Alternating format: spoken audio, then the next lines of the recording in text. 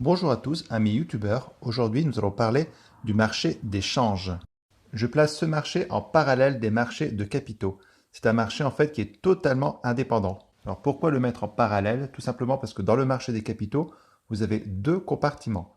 D'un côté, vous avez le marché monétaire. Pour simplifier, on peut rattacher ce marché aux banques, et notamment aux banques centrales, mais également aux banques commerciales ou aux entreprises qui peuvent émettre des new CP. De l'autre côté, vous avez le marché financier. Et dans les marchés financiers, vous avez notamment les marchés boursiers, c'est-à-dire les bourses que nous connaissons.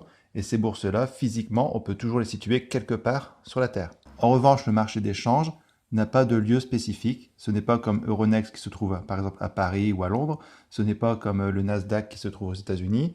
Ce n'est pas non plus la BCE qui se trouve à Francfort. C'est vraiment un marché qui se trouve partout sur la Terre et qui fonctionne 24 heures sur 24. Contrairement aux bourses traditionnelles qui ont toujours une heure d'ouverture et une heure de clôture. Nous allons développer ce marché d'échange. Le marché d'échange s'appelle le Foreign Exchange, c'est-à-dire le Forex. Nous pouvons définir une opération de change comme une opération de conversion d'une devise en une autre devise. Par exemple, échanger des euros contre des dollars. Dans l'exemple ci-contre que j'ai obtenu sur le site de Boursorama, vous avez la conversion d'un euro en yen japonais. JPY signifiant Japan Yen. Nous allons maintenant répondre aux questions de la page 21 du polycopier. On se pose d'abord la question de savoir si Euronext en fait est ouvert en continu, c'est-à-dire est-ce qu'on peut acheter et vendre des titres toute la semaine, à n'importe quelle heure sur Euronext. Alors forcément, la réponse est non. Les marchés boursiers sont ouverts aux heures locales, du lundi au vendredi, et Euronext par exemple est ouvert de 9 h à 17 h 30. Sur la carte, est-ce qu'on peut localiser Euronext? Bah oui, forcément, c'est les marchés boursiers d'Amsterdam, de Lisbonne, d'Oslo, de Dublin, de Londres, mais principalement de Paris. Alors que pour la question suivante, on vous demande de localiser le Forex sur la carte. C'est strictement impossible parce que sur ce marché, le Forex est partout. Donc la réponse à la question, pouvez-vous localiser le Forex sur la carte ci-dessus? Non, c'est un marché sur lequel interviennent les banques et il y a des banques partout dans le monde. En effet, ce sont principalement les banques qui interviennent sur ce marché. Ce que j'aimerais surtout que vous reteniez, c'est qu'effectivement, il y a des bourses partout dans le monde. Vous avez le Nasdaq, vous avez le New York Stock Exchange aux États-Unis, vous avez la bourse de Tokyo, Francfort, Euronext pour la France. Mais ces bourses-là, forcément, ont des heures d'ouverture et de fermeture. Ce qui signifie que si vous voulez acheter des titres financiers, des actions ou des obligations, il va falloir attendre que la société de bourse soit ouverte. Et elles ont des heures d'ouverture et de fermeture. Et le week-end, ces bourses sont fermées. En revanche, sur le Forex, 24 heures sur 24 du dimanche soir au vendredi soir, il y aura toujours une banque qui se trouvera ouverte dans le monde à cause des fuseaux horaires. Quand le Forex est-il ouvert dans ce cas? Donc il est ouvert 24 heures sur 24, du dimanche soir au vendredi soir. Il n'y a aucune interruption. En effet, comme des opérateurs du monde entier interviennent sur ce marché, il se doit d'être ouvert en permanence pour tenir compte des différents fuseaux horaires. Il n'est fermé en fait que le week-end. En effet, malgré les fuseaux horaires, on ne peut pas empêcher qu'il y ait des week-ends et donc des fermetures de banques partout dans le monde. Qui va être intéressé pour convertir sa monnaie dans une autre monnaie? Attention, quand je parle de monnaie, en économie ou en finance, on parle en fait de devise. Alors le Forex intéresse plusieurs catégories d'intervenants. En premier lieu, les entreprises qui réalisent des contrats internationaux et qui souhaitent se couvrir contre les fluctuations des cours afin d'assurer la stabilité de leurs revenus. On retrouve ensuite les banques qui interviennent sur ce marché. Donc ça peut être pour leurs clients pour faire des opérations de change ou pour leur propre compte pour réaliser des opérations spéculatives, par exemple. Enfin, on retrouve les particuliers qui souhaitent se déplacer à l'étranger, par exemple pour du tourisme, mais encore les États pour certaines commandes internationales. Exemple ici, la France qui achète des masques en Chine, il faut bien les payer avec la devise. Alors c'est soit de l'euro, soit du yuan, soit du dollar. Donc il va falloir réaliser une conversion, une opération de change sur le Forex.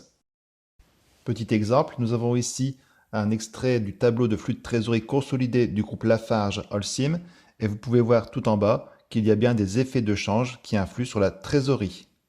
Ainsi, les grandes sociétés qui ont une activité internationale sont fortement impactées par les opérations de change en devises. Voici présenté maintenant un schéma résumant les personnes intervenant sur le marché du Forex, qui se divise en deux grandes catégories d'intervenants. D'une part, ceux qui interviennent sur le marché interbancaire, c'est-à-dire les banques centrales. Pour protéger la valeur de leur monnaie, les banques centrales peuvent en effet acheter ou vendre des devises. Les banques commerciales, donc pour 50% du marché.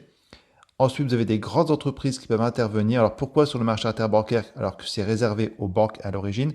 Tout simplement parce que certaines multinationales ont des filiales qui ont des activités de banque. Ensuite, de l'autre côté, vous avez les investisseurs institutionnels, les compagnies d'assurance, les fonds de pension ou les fonds spéculatifs qui représentent 30%. Nous verrons ces différentes catégories plus tard. Et vous avez également les particuliers. Donc nous, on ne peut pas aller directement acheter comme ça sur le Forex. Il faut que l'on passe par des courtiers ou alors passer par notre banque. Faites attention à tout ce qui est investisseurs institutionnels ont tendance à faire des gros paris sur la valeur des monnaies à la baisse ou à la hausse et ils peuvent perdre beaucoup lorsqu'une monnaie s'effondre ou lorsqu'une monnaie s'apprécie. Notez également que les entreprises passent généralement par les banques pour leurs opérations de change.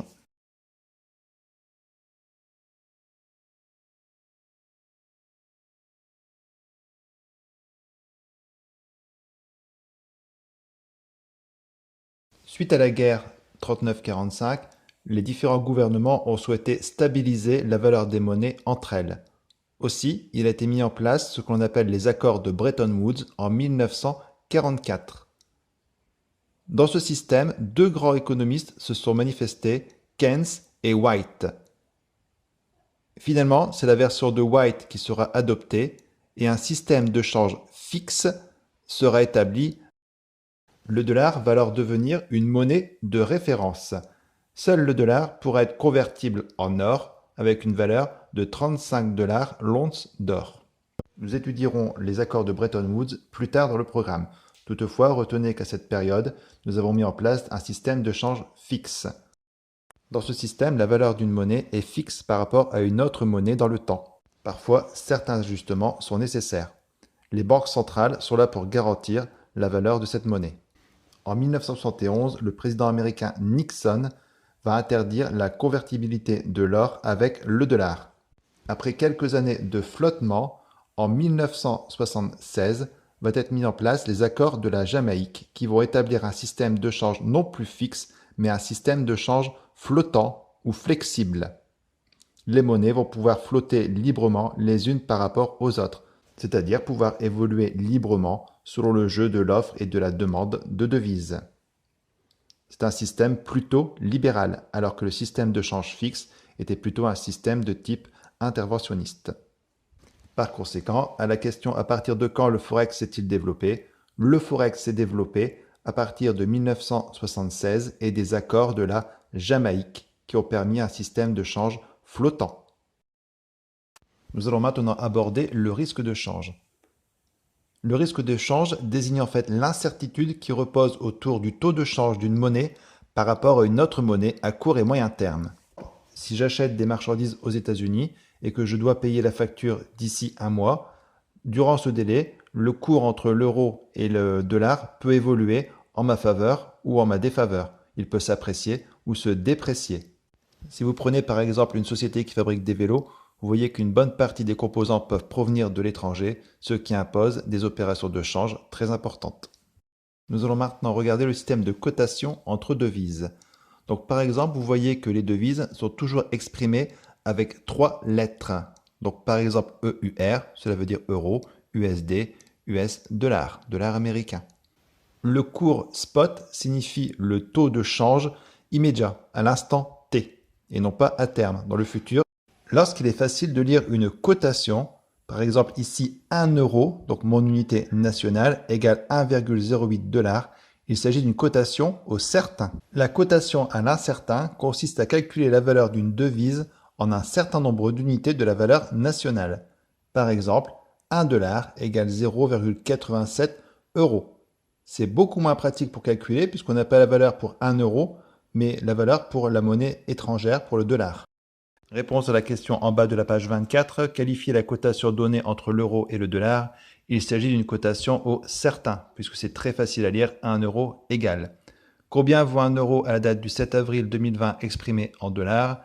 1 euro vaut 1,08 $. Puis 1 dollar exprimé en euros, 1 dollar vaut 0,925 euros, c'est-à-dire 1 divisé par 1,08. Dans notre situation, on s'aperçoit que l'euro est plus fort que le dollar. En effet, avec 1 euro, j'obtiens 1,08 $, donc j'obtiens plus de dollars. Vous avez très bien compris qu'une entreprise qui va importer ou exporter va s'exposer au risque de change. Elle peut soit réaliser un gain, soit une perte de change, en choisissant ainsi de payer à terme. Solution toute bête, si l'entreprise veut s'éviter ce risque de change, elle n'a qu'à payer tout de suite, immédiatement, c'est-à-dire comptant. Nous allons réaliser le premier exemple, la société Euresop. Il s'agit encore une fois ici d'une cotation au certain.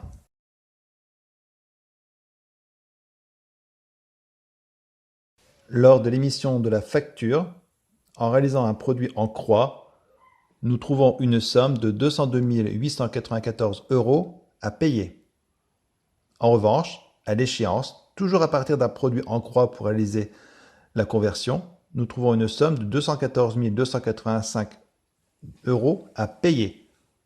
Ainsi, la différence entre nos 214 000 et nos 202 000 fait environ 11 391 euros. C'est une perte de change.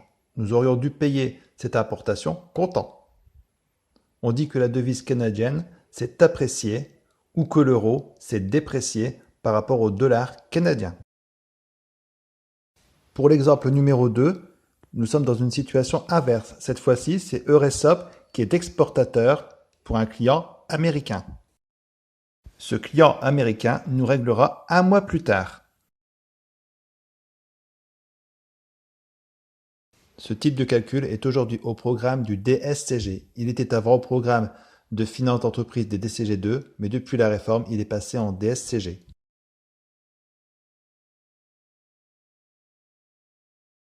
Vous l'avez compris, il est très dangereux d'acheter ou de vendre à terme à cause des fluctuations des devises. Afin de se protéger contre ce risque de change, il existe des produits dérivés. Les grands teneurs de marché proposent généralement ce type de produit. C'est ainsi le cas d'Euronext. Euronext dispose d'une filiale qui s'appelle Euronext Life et de deux marchés, le Matif et le Monep, qui permettent de se couvrir.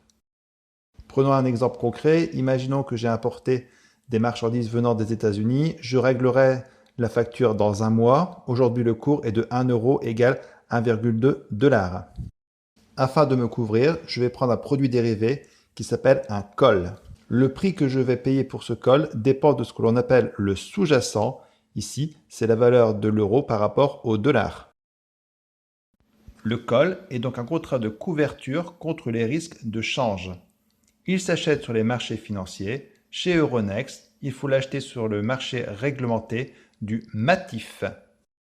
Dans notre situation, j'ai peur que le dollar s'apprécie et comme je dois payer ma facture en dollars, lorsque j'achèterai ce dollar, il faudra que je donne beaucoup d'euros pour acquérir ces dollars. En effet, quoi qu'il arrive, à l'échéance de la facture, je devrais payer la somme indiquée en dollars à mon fournisseur américain. Il faut donc qu'à cette date, je me les procure, quel que soit le cours. Par conséquent, sur le Matif, je vais trouver une autre personne qui parie l'effet inverse, c'est-à-dire une dépréciation du dollar. Quoi qu'il arrive, dans le contrat que j'aurai signé, la personne avec qui j'ai contracté s'engage à me fournir ces dollars au cours de 1 euro égale 1,25 $. Attention, le call n'est qu'une option de change. Selon l'évolution du dollar, je choisirai d'appliquer ce contrat ou de le laisser tomber. Mais si je le laisse tomber, je perdrai la prime que j'ai versée. Quoi qu'il arrive, de toute façon, je perdrai cette prime. Elle est versée définitivement à la personne qui a pris le risque en sens inverse. Un mois plus tard, à l'échéance, il peut y avoir deux possibilités. La première, 1 euro égale 1,5 $, ce qui signifie que l'euro s'est apprécié ou que le dollar s'est déprécié. Dans le cas, je suis content, ma facture en dollars me coûtera moins cher. En effet, il me faudra moins d'euros pour payer cette facture. Finalement, j'ai pris le call pour rien, je le laisse tomber. Je perds uniquement la prime que j'ai versée. Autre possibilité, 1 euro égale 1,1 $. Dans ce cas-là, c'est l'euro qui s'est déprécié ou le dollar qui s'est apprécié. Logiquement, je devrais dépenser beaucoup d'euros pour avoir finalement peu de dollars pour payer ma facture. Mais comme j'ai un contrat call, je vais l'utiliser et j'achèterai ces dollars à 1 euro égale 1,25 dollars. C'est-à-dire le prix d'exercice qui était prévu dans le contrat call. Je vous demande simplement de comprendre ce qu'est un produit dérivé. Le reste est plutôt du programme de DSCG.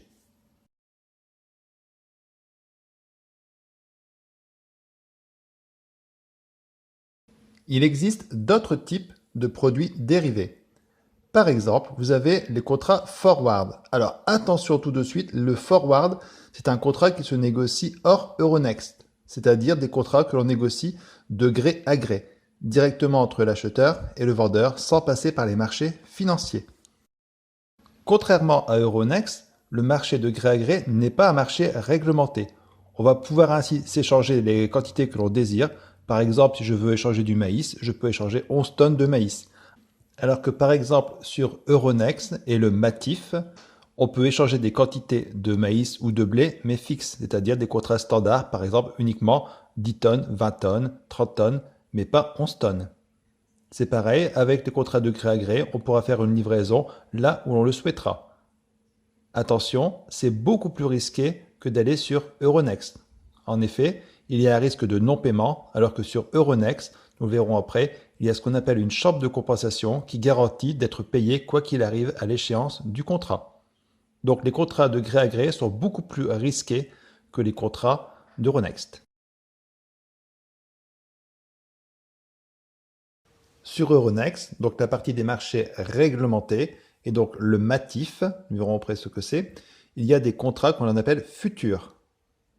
Dans cette situation, la quantité qui va être proposée du sous-jacent est fixe. Par exemple, des contrats de maïs ou de blé de 10 tonnes. Sur le Matif, il existe une chambre de compensation.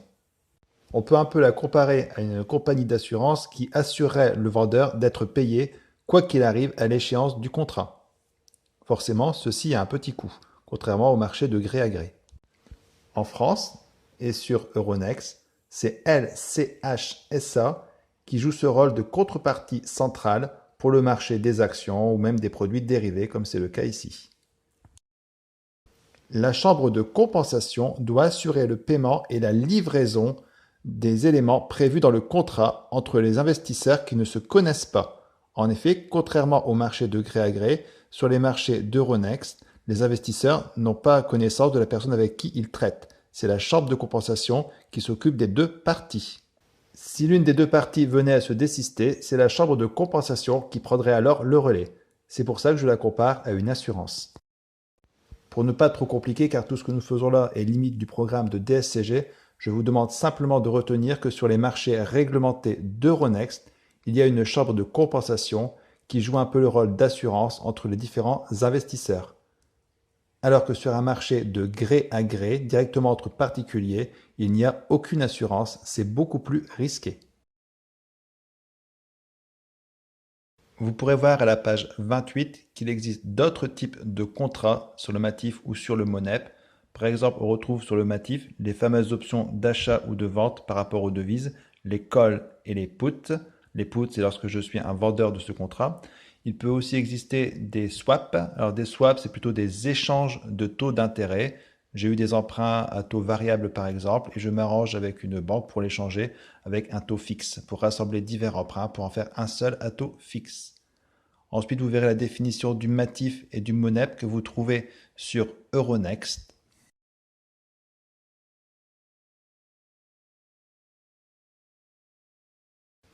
Une grande partie des produits dérivés ne sert malheureusement plus aujourd'hui à assurer les entreprises contre les différents risques, c'est plutôt des spéculateurs qui vont venir jouer sur ce type de produits. Vous l'avez compris, les marchés financiers offrent énormément de possibilités aux agents économiques, notamment aux sociétés non financières, de trouver des financements, mais également de se couvrir contre certains risques. Attention, ils permettent aussi malheureusement de spéculer.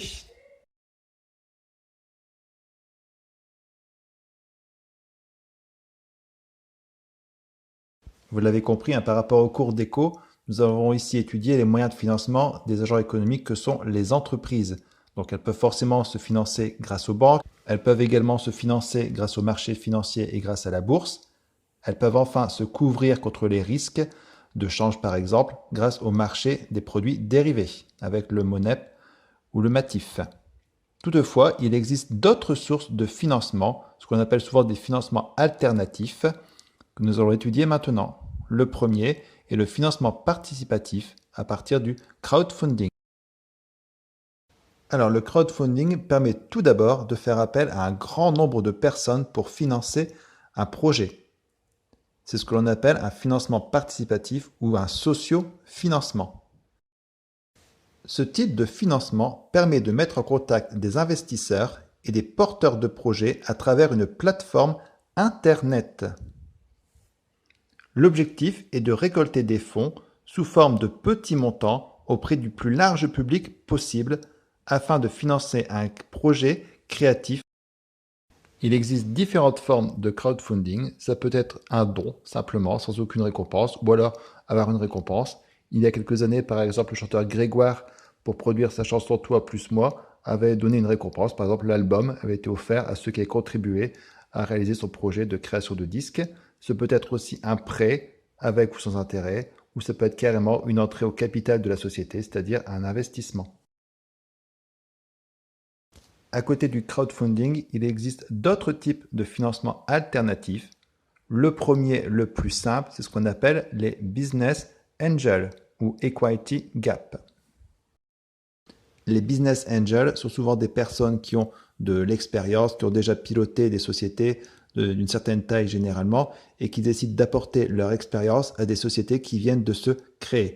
C'est un petit peu le cas ici de Monsieur Giorgio qui va aider financièrement la société Sharpie SARL. Il va d'abord lui apporter de l'argent mais également son expérience.